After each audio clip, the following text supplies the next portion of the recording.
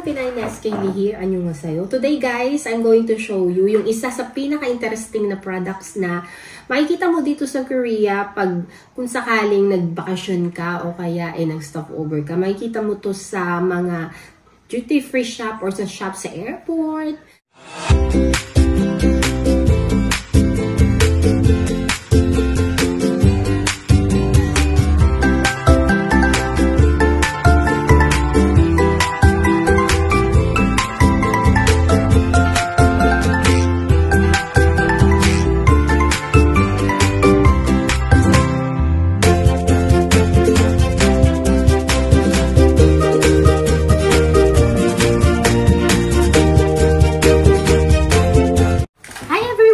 Neskaylee here, annyeonghaseyo. Today guys, I'm going to show you yung isa sa pinaka-interesting na products na makikita mo dito sa Korea pag kung sakaling nagbakasyon ka o kaya nag-stopover ka. Makikita mo to sa mga duty-free shop or sa shop sa airport. Isa sa imported or ini-import ng mga Koreans na products. At talagang tignan mo naman ang packaging, guys. So, without further ado, mag-unbox na tayo. Ano lang to, madaling unboxing lang to. Kasi nakaka-curious. Ito, guys, oh. So, makikita mo. Ayan. So, metal siya, guys, lata. And, sabi ko, ano natin to? Kasi minsan lang naman to yung, yung mga ganito. Ma-amaze ka talaga sa mga products at mga items na ginagawa nila. Guys, grabe. Tingnan mo, packaging pa lang, panalo na. So, nakalagay dito, Korean Best Brands, Kwansan Kim. Guys, meron ako mga unboxing ng Kim. Actually, may iba't ibang klase ng unboxing or packaging ng Kim. Ito, at saka mga brand. Isang example, Kwansan Kim. Meron din dito yung nakaganito. Ito yung isang kainan. Meron yung malalaki. So kami, para kami makatipid, malaki yung binibili namin na Kim. Anyway, hindi ito yung i-unbox ko ngayon. Kasi before may unboxing na ako ng ganito. Ito yung i-unbox ko sa inyo ngayon. So, gagawin ko, ipopokus ko. Saglit lang. As you can see guys, nandyan yung ating mga bagahe. So, bago natin ipasok yung mga unbox muna natin, feeling motivated lang tayo sa mga pagkain at mga ginagawa natin kasi syempre may sahod na konti. Yan. So, ito yung ating kitchen dito sa Korea. So, nagbakasyon po tayo. So, ito yung packaging ng Kim or yung seaweeds na sikat. Isa sa number 1 products nila, sa imported products nila ito. 36 grams siya, Chuki Kim. Tapos, Kim siya, seaweeds. Ang tawag nila dito ay Kim. Yan. So, Kuksan. Ibig sabihin, dito siya galing at dito siya ginawa at dito yung produkto galing. Pag sinabing Kuksan, imported from other countries. Pero ito ay Kuksan. So, ayan. 36 grams siya. So, ayan ang packaging. Andito yung mga ingredients. Andito yung mga, yung mga nutrients or yung yonghang, chungbu. Ayan, 638 calories. Nakalagay yung calories. Sila guys ay masyadong health conscious. Kaya every packaging or every food that they are selling, meron talagang nakalagay na ganyan. Yan, hindi mo siya hahanapin. Kasi sa Pinas, hinahanap mo pa sa produkto. Kaya buksan na natin. So, pagbubukas mo ng ganyan. Ayan. Seal siya, diba? So, export quality talaga yung items. Ayan. Bubuksan na natin.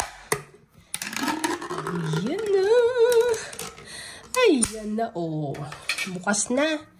Ba't hindi makita? So, ayan. Kukuha tayo, guys. Ayan yung laman niya. Hindi makita yung laman sa loob. So, ito na lang. Ayan. So, nakaganyan na Kim. Diyos ko, ilang piraso to?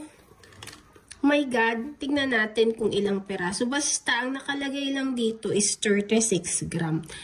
Minsan kasi nilalagyan nila ng piraso. Anyway, so, ganyan. Ayan. Ayan na siya. Diba?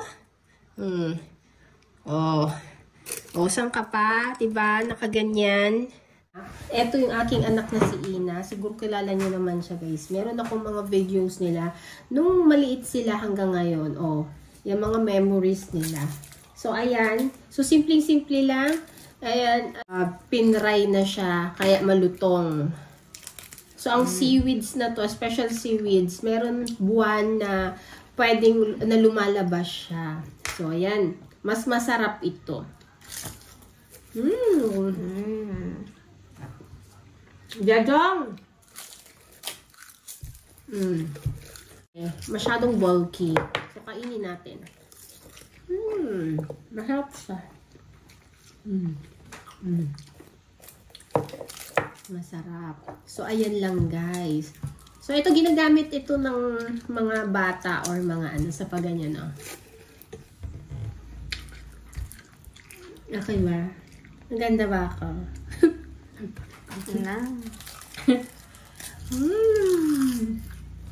Alam niyo, guys. Meron tayong rice. Yan, rice. Ang rice na to, iaano mo lang sa may microwave rice niya. Itong kim, meron ding ganitong kim at may ganitong kim. Ito yung makikita mo usually na one time na food. Tapos, meron ding ganito. Curry! Beef curry, guys. Sa inside nito, meron akong ganitong unboxing, guys. Pero sachet, isang kainan na sachet na curry. Naka-pack na siya. So, yan. Ang gagawin mo na lang is iinitin mo na lang. Initin mo sa microwave or pakuluan mo yung pinaka-sachet. Tapos, ibubuhos mo. Tapos, yan. O, kung wala kang kanin, ayan, ibubuhos mo siyang ganyan. So, ganun ka binit yung mga tao rito. Basta lang may pera ka, yun lang yun. So, ginagawa namin, ako, personally, ginagawa ko, nagluluto ako ng madami, nilalagay ko sa mga lalagyanan. Tapos, ginagaya ko rin to. Halos ganun din. Diba?